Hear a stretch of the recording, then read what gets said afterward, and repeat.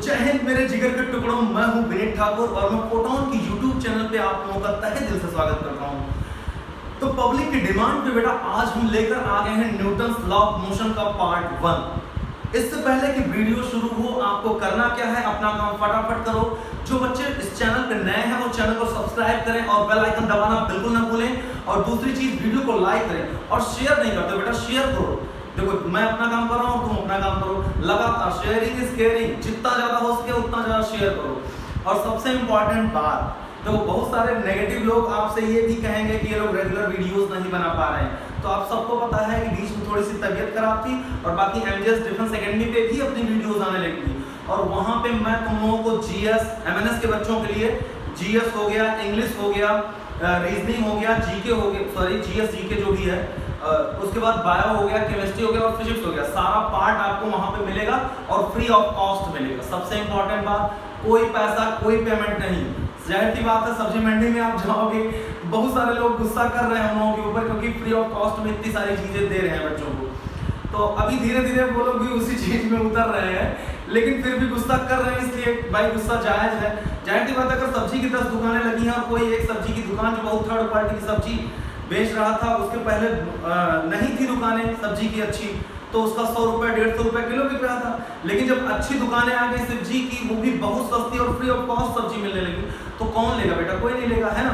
तो जाहिर सी बात है लोगों को कंटेंट पसंद आता है और मैं तो कहता हूँ पूरे यूट्यूब पे जहां से भी आपको अच्छा कंटेंट मिले उसको समेट लो, कोई काम नहीं आने वाला।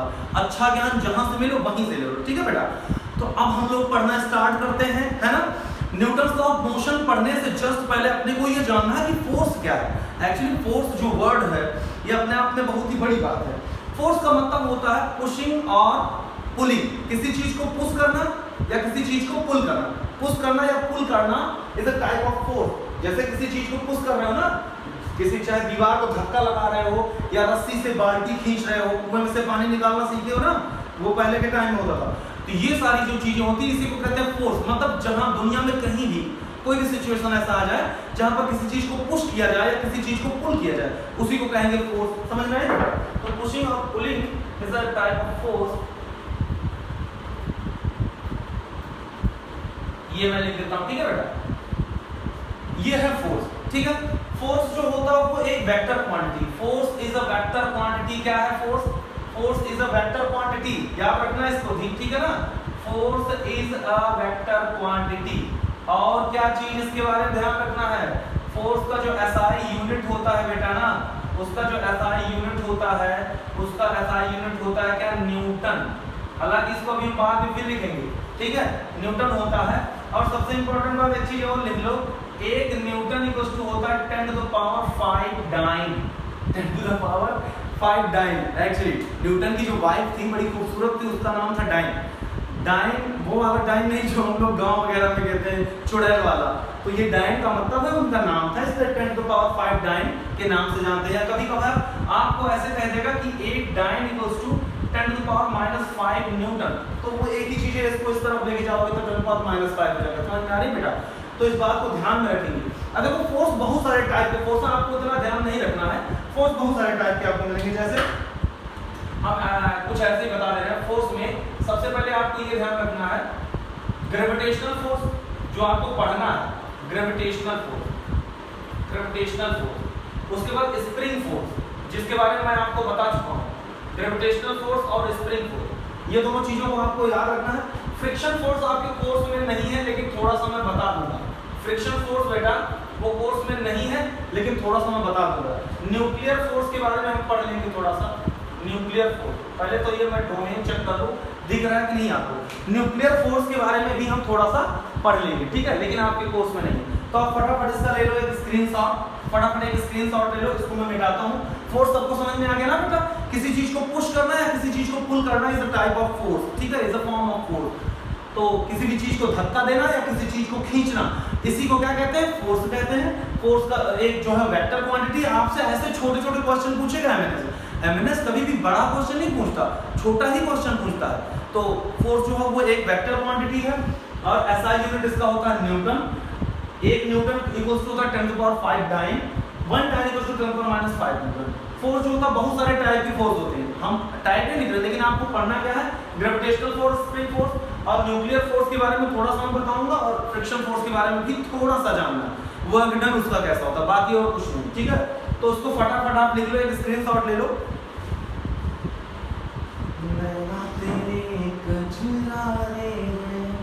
मिटा दे बेटा, ओके।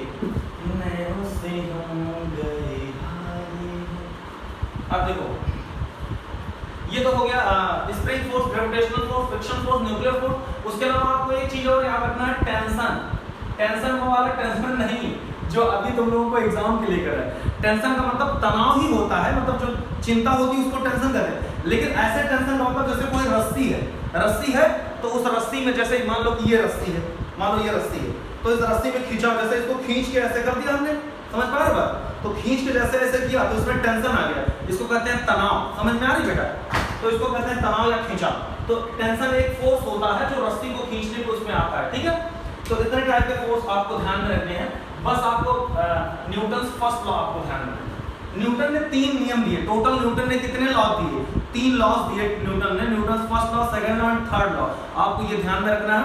तो first law, Newton first law आपको अच्छे से पढ़ना है। सबसे पहले Newton first law, Newton first law क्या है, क्या है Newton first law? Newton first law ये कहता है बेटा कि यार अगर कोई बॉडी जो रेस्ट में है, if a body is in rest then it will be in rest when any external force is not applied on it, and when a body is in motion then it will be in motion when any external force is not applied on body। मतलब मेरे कहने का ये है कि अगर कोई body rest में है तो वो ऑलवेज रेस्ट में ही रहेगी, और अगर कोई मोशन में है तो वो ऑलवेज मोशन में ही रहेगा। कब तक? जब तक कि उस पर कोई एक्सटर्नल फोर्स ना अप्लाई किया जाए। मेरी बात समझ लो, इसको अच्छे से समझो। अभी मैं इतना आसानी से समझाने वाला नहीं हूँ इसको। तो इसको कहते हैं लॉ ऑफ इनर्शिया भी कहते हैं। इसको क्या कहते हैं बेटा?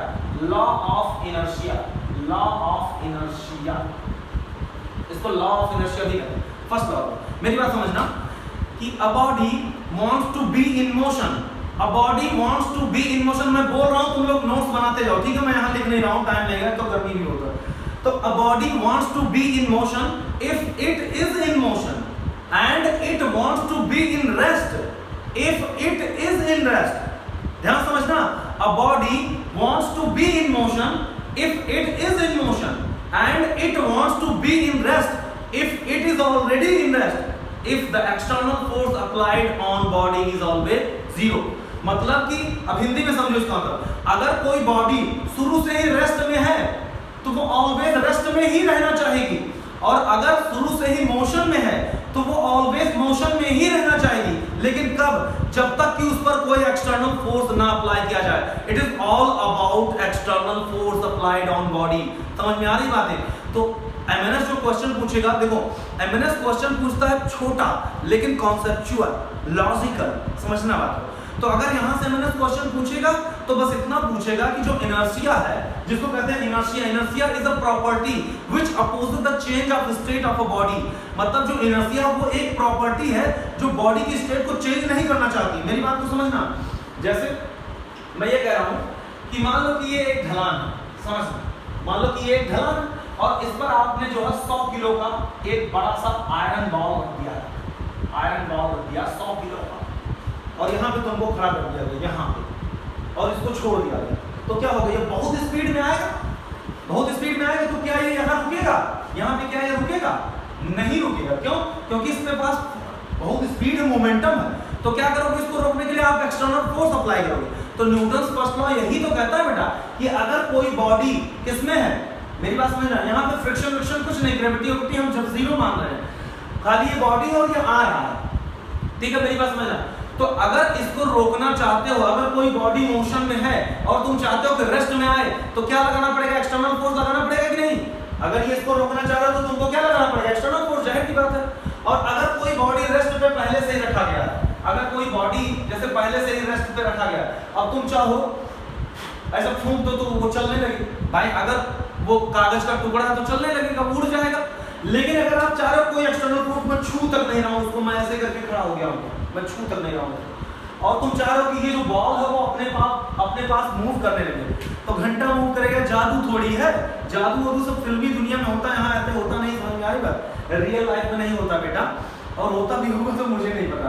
तो मेरी बात ध्यान सुनना कि कोई बॉडी अगर रेस्ट पे है तो ऑलवेज रेस्ट पे रहेगी। जैसे मैंने कहा कि अगर ये रेस्ट पे है तो ऑलवेज रेस्ट पे रहेगा, जब तक ये मोशन पे तभी आएगा जबकि इस पर क्या लगेगा, एक्सटर्नल फोर्स लगेगा। मेरी बात समझना, बात को समझ गए बेटा? तो इस बात को ध्यान रखिए। और कोई बॉडी अगर रेस्ट मोशन में है, जैसे पंखा चल रहा है, अगर इसको रोकना चाहते हैं तो क्या करेंगे, इसका पत्ती पकड़ना पड़ेगा।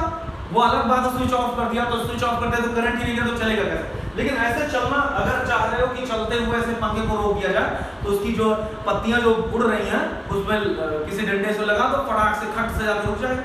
समझ गए ना? और भी एग्जांपल्स है, जैसे मान लो कि बस ड्राइवर्स हैं या बाइक पे चलते हो आप, बाइक है, स्कूटी है, जिस बहुत सारे बच्चे होंगे तुमको तुम्हारे क्लास में ही कि जिनको स्कूटी चलाना नहीं आता, बेवकूफ लोग जो हैं, लेकिन बहुत सारे बच्चे ऐसे भी बेवकूफ पड़े हुए जिनको स्कूटी चलाना भी आता है। और ठीक है, तो बहुत सारे बेवकूफ ऐसे भी हैं जिनको आधा चलाना आता, आधा नहीं चलाना आता, मतलब भीड़ भाड़ नहीं चला पाते।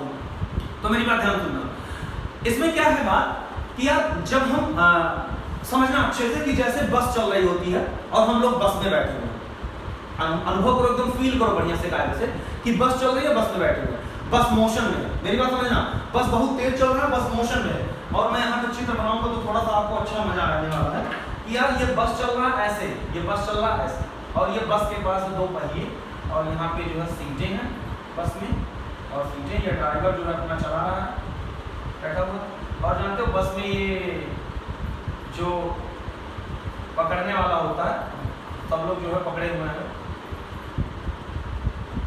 ठीक है ना? तो लोग जो है ऐसे जो पकड़ने वाला होता है ऐसे पकड़ के खड़े, बस में, बस चल रहा है। ड्राइवर अचानक से ब्रेक लगाता है, मेरी बात ध्यान सुनना, जब ड्राइवर अचानक से ब्रेक लगाता तो बस में बैठे सभी यात्री अचानक से आगे की तरफ झुक जाते हैं और धड़ाधड़ नाक किसी का लड़ता है, आगे वाली सीट जो है उस पे जो बंदा बैठा हुआ है या बंदी बैठी हुई है उसके सर में जाकर तड़ाक से जो है नाक लड़ जाता है। फिर वो पीछे से देखती है कि ये क्या कर दिया तुमने, तो तुम कहते हो भैया ये सब नेचर का कमाल, मतलब ये बस वाले भैया अचानक से दीदी प्लीज, तो मार खाने से बच जाते हैं। तो ये जो सिस्टम आप समझो कॉन्सेप्ट क्या है, कॉन्सेप्ट ये है कि बॉडी का जो निचला हिस्सा है वो बस से अटैच्ड है, और बस का ड्राइवर जो है जब यहाँ पे ब्रेक लगाता है तो ये पहिया रुक जाता है, पहिया रुकता है तो बस रुकता है क्योंकि बस तो पहिए से अटैच है, और अपनी बॉडी का जो निचला हिस्सा है वो बस से अटैच है, तो जाहिर सी बात है ये बस के साथ साथ रुक जाता है। लेकिन जो ऊपर वाला हिस्सा है, क्योंकि पूरा शरीर जो है वो फ्लेक्सिबल है, मेरी बात ध्यान सुनना, जो ऊपर वाला हिस्सा है बेटा ना, तो ऊपर वाला हिस्सा क्या करेगा, ऊपर वाला हिस्सा तो आगे की तरफ क्या हो जाएगा, झुक जाएगा, क्योंकि ये तो मोशन में था, और अगर कोई बॉडी मोशन में है तो ऑलवेज मोशन में ही बनी रहना चाहती है, न्यूटन फर्स्ट लॉ है। अगर कोई बॉडी रेस्ट में है तो ऑलवेज रेस्ट में ही रहना चाहती है। तो जाहिर सी बात है पूरा बस मोशन में था, पूरी बॉडी मोशन में थी, ऐसे पूरा बस मोशन में था, पूरी बॉडी मोशन में थी, अचानक से ब्रेक लगा तो ये निचला हिस्सा रुक गया, लेकिन आगे वाला हिस्सा क्या हुआ, आगे की तरफ झुक गया। मेरी बात समझ पा रहे हो? तो ये है न्यूटन फर्स्ट लॉ। या फिर आपने देखा होगा कि बस जो है अभी चलना स्टार्ट नहीं हुआ और किसी ने अचानक से बस चालू किया, अचानक से बस चालू किया तो हम ऐसे हो गए, मतलब कि जब ब्रेक लगा, सॉरी ब्रेक कर रहे हैं, जब अचानक से जो है उसने पहले गियर में करके बच कर क्लच को छोड़ा, या आप बाइक में बैठे हो, कभी बाइक में बैठे हो और कोई ब्रेकर आ गया अचानक से, तो जैसे ही क्या करता है, ब्रेक लगाता है, तो आप क्या करते हो, धड़ाक से लड़ जाते हो आगे वाले से, है ना? दो लोग अगर तीन लोग बाइक में बैठे तो धड़ाक से लड़ जाते हैं अगर तेज स्पीड में हो। या फिर अगर जैसे बैठे हो और किसी ने क्या है, जैसे महंगी बाइक है जिसका पिकअप ज्यादा होगा, तो पहले गियर में करके और तेजी से क्लच को छोड़ो तो हम पीछे की तरफ झुक जाते हैं। ऐसा इसलिए होता है क्योंकि जो बाइक का इंजन होता है जब वो चलता है तो बाइक आगे बढ़ती है। अब क्योंकि हमारी पूरी बॉडी जो थी बेटा वो रेस्ट में थी, तो वो ये ऑलवेज रेस्ट में ही बनी रहना चाहेगी जब तक कोई एक्सटर्नल फोर्स ना लगे। लेकिन एक्सटर्नल फोर्स तो लगा, लेकिन वो हमारे बॉडी के ऊपर वाले पार्ट पे तो लगा नहीं, वो लगा नीचे वाले पार्ट में। तो नीचे वाला पार्ट अचानक से मोशन में आ गया और ये ऊपर वाला पार्ट जो था, नीचे वाला पार्ट अचानक से, ये मान लो नीचे वाला ये ऊपर वाला ये मोशन में आया तो ये आगे बढ़ेगा, ये ऐसे आगे बढ़ेगा और ये वहीं रह जाएगा। तो जब ये आगे बढ़ेगा तो ये ऐसे हो जाएगा। अब हम लोग ऐसे होते हैं तो हमको ये लगता है कि हम पीछे की तरफ झुक गए, हम पीछे की तरफ नहीं झुकते, हमारा निचला हिस्सा आगे बढ़ जाता तो हम ऐसे हो जाते। समझ में आई बात? तो ये है क्या, Newton first law of motion. समझ में आई बात? तो Newton first law of motion में यही कहता कि अगर कोई बॉडी किसमें है, रेस्ट में है तो वो ऑलवेज रेस्ट में ही रहना चाहेगी। अगर कोई बॉडी मोशन में है तो ऑलवेज मोशन में ही रहना चाहेगी, अगर इस पर कोई एक्सटर्नल फोर्स ना लगाया जाए। A body wants to be in rest if it is already in rest, a body wants to be in motion if it is already in motion, if the external force applied on body is zero. समझ में आया बेटा? तो 4-5 बार हमने बोल दिया, इस law को आप लिख लेना अच्छे से, है ना। एग्जांपल में क्या क्या है, एग्जांपल में बहुत सारा चीज हम बता दे रहे हैं। देखो कोई बस में बैठे हुए लोग हों, ऑटो में, टेम्पो में, किसी भी गाड़ी में बैठे हुए लोग हैं, ठीक है ना, या बाइक में बैठे हुए लोग हैं। जब ड्राइवर अचानक से चालू करता है तो पीछे चले जाते हैं, और जब अचानक से ब्रेक लगाता है तो आगे की तरफ बढ़ जाते हैं, ठीक है, ये होता है। या फिर अगर आप चलती हुई बस से उतरते हो, आप ध्यान सुनना कि अगर बस चल रही है जो है 100 मीटर पर सेकंड से चल रही है, बहुत स्लो हो गई है बस, मान लो कि 20 किलोमीटर प्रति घंटा से चल रही है बस, और आप चलती हुई बस से उतर जाते हैं, तो आपने देखा होगा जैसे ही हम बस से उतरते हैं, तो जैसे मान लो यहाँ पे बस का द्वार है, यहाँ पे आपने उतरा, यहाँ पे तुम उतर गए, ठीक है ना, तो तुमने देखा होगा कि तुम बस के डायरेक्शन में कुछ दूर दौड़ते हुए चले जाते हो, मतलब जैसे उतरे तो बस के डायरेक्शन में कुछ दूर दौड़ते हुए ऐसे ऐसे करके आगे, मतलब जैसे उतरे तो अरे भैया ऐसे करके थोड़ी देर ऐसे कुछ दूर चले जाते हो। अगर आप यही चीज ना करो तो आप बहुत तेजी से गिर जाओगे। क्यों? क्योंकि उस समय आप रहते हो मोशन में। जब आप मोशन में रहते हो तो आपकी बॉडी का भी वेलोसिटी, मतलब बस में रखी हुई एक एक चीज की वेलोसिटी कितनी होती है। अगर ये 20 किलोमीटर प्रति घंटा से जा रहा है बेटा, तो बस में जितने भी लोग हैं सबकी वेलोसिटी कितनी होगी? उतनी ही होगी। कार में सीट बेल्ट लगाने के लिए क्यों कहा जाता है? कार में सीट बेल्ट लगाने के लिए इसलिए कहा जाता है, अब तो जो महंगी बस सेवा शुरू की गई है उसमें भी सीट बेल्ट धीरे धीरे आ गया, तो कार में सीट बेल्ट कैसे क्यों लगाया जाता है? आप खुद सोचो कि अगर कार बहुत स्पीड में चल रही है, कार बहुत स्पीड में चल रही है, तो उसमें जितने भी लोग बैठे हैं ना, सबकी स्पीड कितनी है? उतनी ही है, जितने भी लोग बैठे हैं। और अचानक से कार के सामने एक गाय आ गई या नील गाय आ गई, कोई जानवर आ गया, कुछ भी आ गया, तो हमको अचानक से लगाना पड़ा, अचानक से ब्रेक लगाना पड़ा। बाप रे बाप, अब अचानक से ब्रेक लगा, अब तो एयर बैग वगैरह होते हैं वो खुल जाते हैं तो आप बच जाते हो। लेकिन अगर आप सीट बेल्ट नहीं लगाए हो और एयर बैग की व्यवस्था भी नहीं है, तो आप भड़ाक से जाकर के क्या हो, जब अचानक से कार रुकेगा लेकिन तुम्हारे ऊपर तो कोई ब्रेक नहीं लगा ना, तो तुम क्या करोगे? मोशन में थे तो आप धड़ाक से जाओगे और कार के आगे शीशे को तोड़ते हुए बाहर निकल जाओगे, या स्टीयरिंग जो है वो छाती में घुस जाएगी, बहुत तेजी से चोट लगेगा, आदमी मर सकता है। और अगर मरेगा भी नहीं तो उसकी जिंदगी इतनी बर्बाद हो जाएगी कि दोबारा वो किसी काम का नहीं रह पाएगा। इसलिए सीट बेल्ट वगैरह लगा के रखते लोग।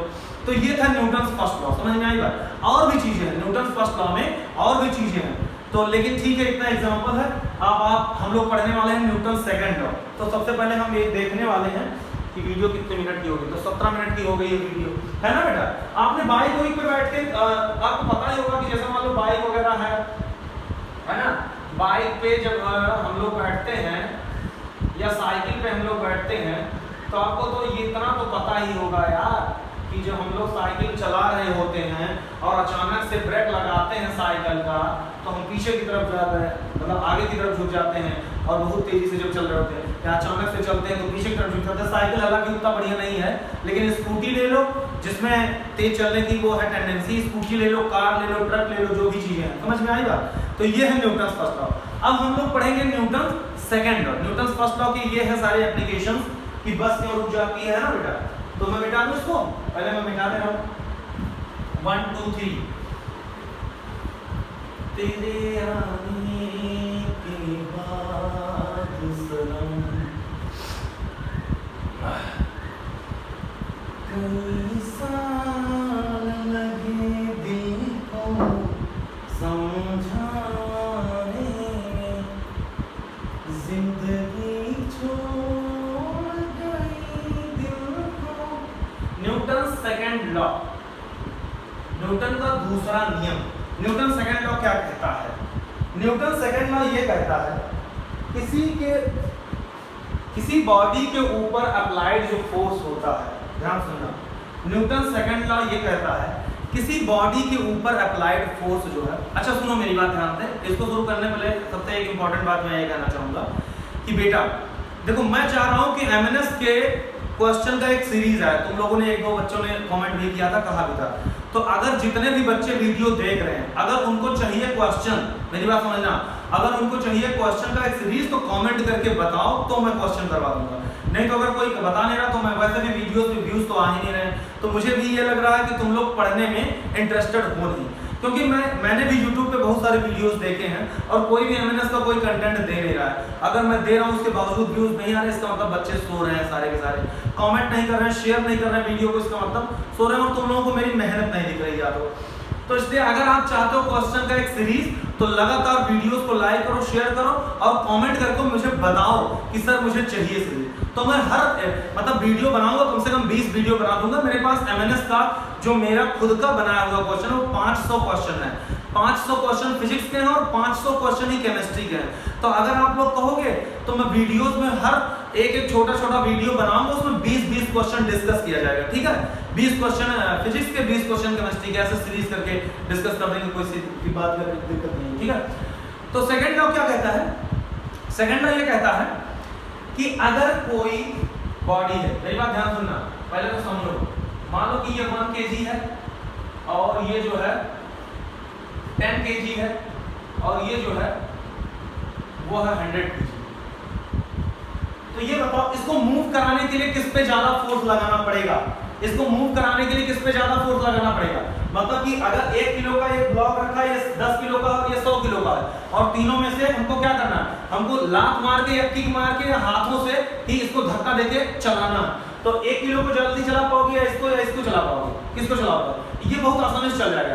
तो इसका मतलब इसको चलाने में कम फोर्स लगेगा, यानी जो मास कम है उसको चलाने के लिए कम फोर्स देगा, यानी जहां मास ज्यादा वहां पे चलाने के लिए क्या फोर्स देगा? ज्यादा फोर्स देगा। इसका मतलब ये है force is always directly proportional to the mass of object. इस बात को ध्यान में रखना। एमएनएस ऐसे ही क्वेश्चन पूछता है कि जो फोर्स होता है वो किस चीज पे डिपेंड करता है। डिपेंडेंसी वाले क्वेश्चन बहुत पूछा है, क्वेश्चन एमएनएस बहुत पूछूंगा।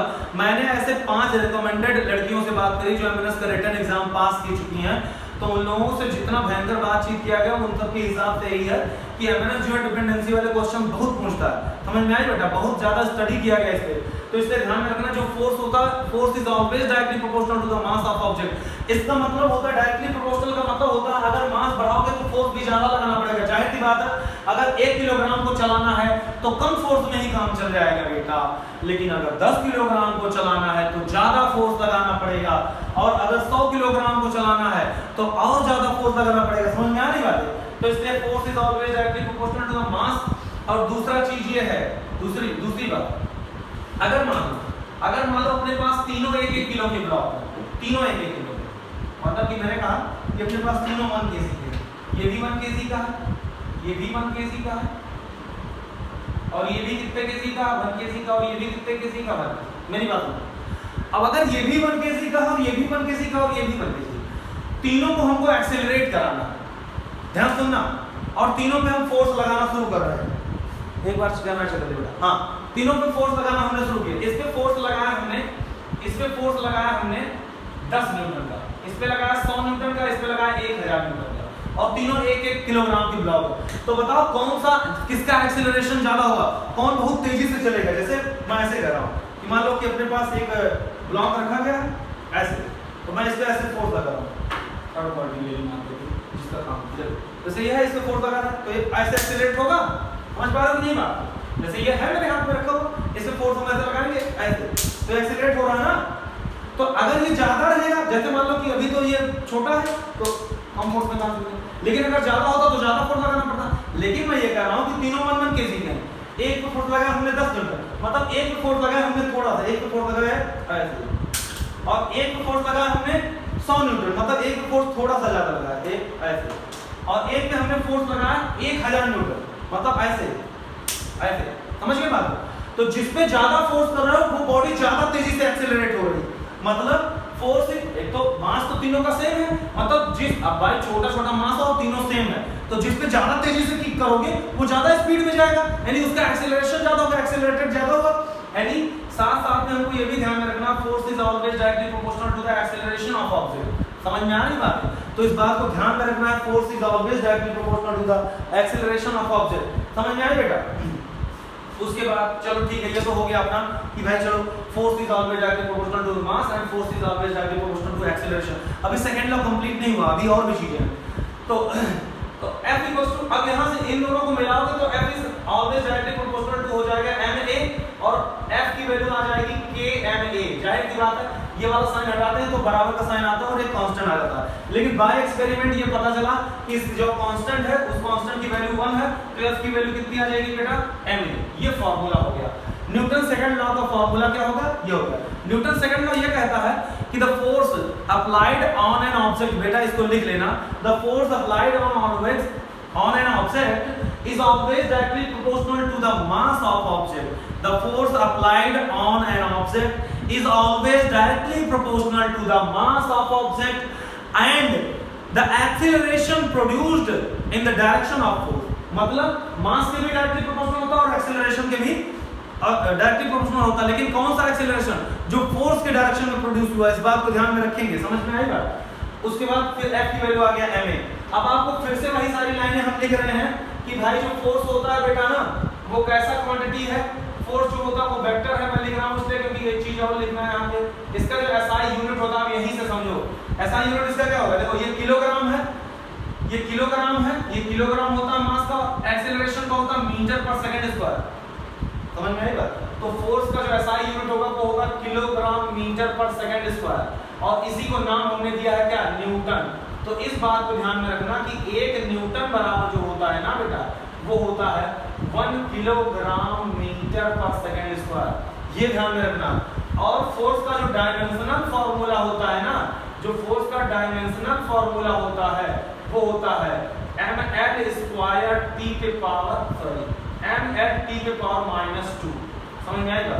उसके अलावा क्या है, एक न्यूटन में जो है 10 की घात 5 डाइन होता है, तो आपको पता ही होना चाहिए, ठीक है बेटा। तो फोर्स जो है वो एक वेक्टर क्वांटिटी है, इसका SI यूनिट किलोग्राम मीटर पर सेकंड स्क्वायर होता है, और किलोग्राम मीटर पर सेकंड स्क्वायर को हम न्यूटन कहते हैं। एक न्यूटन जो होता है 1 किलोग्राम मीटर पर सेकंड स्क्वायर होता है। डायमेंशनल फार्मूला ml t के पावर -2 होता है, एक न्यूटन में 10 पावर 5 डाइन होता है। यहां से ज्यादा MNS क्वेश्चन नहीं पूछेगा। लेकिन अभी इसी में बहुत सारी चीजें बचा हुआ, तो आप फटाफट एक स्क्रीन शॉट ले लो पहले बेटा, एक स्क्रीन शॉट लो फिर मैं बताऊंगा। एक स्क्रीन शॉट ले लो पहले। रस के भरे तोरे नैन समरिया रस के भरे, तो ये वाली बात पहले हम लोग कर रहे थे, तो अभी देखो ये बात जो करने जा रहे हैं। अब आपको एक चीज ध्यान रखना कि F बराबर आ गया बेटा ma। आपको पता है A बराबर होता है v - u अपॉन t, पता है ना, ये यहां से आता है v बराबर u प्लस at से आता है। तो यहां से A की value v - u upon t। v जो होता है वो फाइनल वेलोसिटी, u जो होता है इनिशियल वेलोसिटी होता है, t होता है टाइम इंटरवल। u जो होता है वो होता है इनिशियल वेलोसिटी, और v जो होता है वो होता है फाइनल वेलोसिटी, और t जो होता है वो होता है टाइम इंटरवल। तो यहां से F की वैल्यू आ जाएगी m v - u upon t। अब मेरी बात ध्यान सुनना, आपने एक चीज सुना होगा मोमेंटम।